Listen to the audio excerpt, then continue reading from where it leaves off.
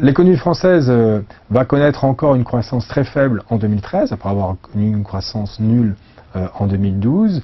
mais on devrait avoir une croissance positive en 2014. Alors une croissance de 1,3, ça peut paraître optimiste aujourd'hui, mais il faut se rappeler que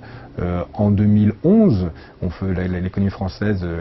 connaissait un taux de croissance de 2%, qu'il était de 1,7 en 2010, donc vous voyez que c'est les taux de croissance qui sont encore inférieurs à ce qu'on a pu connaître pendant la crise économique. D'où provient-elle? Elle provient pas d'une consommation des ménages qui va repartir à la hausse, puisque les ménages vont être particulièrement impactés par le budget qui a été voté dernièrement, puisque les prélèvements obligatoires vont fortement augmenter chez les ménages, plus de 12 milliards d'augmentation d'impôts sur les ménages, et les dépenses publiques, les économies sur les dépenses publiques vont impacter également le revenu des ménages. Ce que l'on voit par contre dans l'amélioration en 2014, c'est la situation des entreprises qui,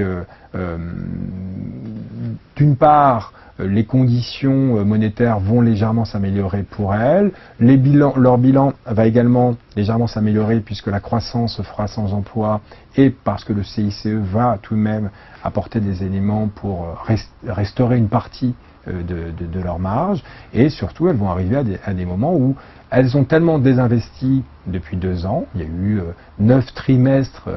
sur les 11 derniers trimestres de désinvestissement, qu'elles vont arriver à un moment où il va bien falloir refaire d'investissements de productivité, donc pas pour accroître les capacités de production, mais pour renouveler les équipements. Et donc le frein d'investissement va se relâcher selon nos prévisions en 2014, et donc il y aura un léger soutien de la croissance par l'investissement, et c'est ça qui va permettre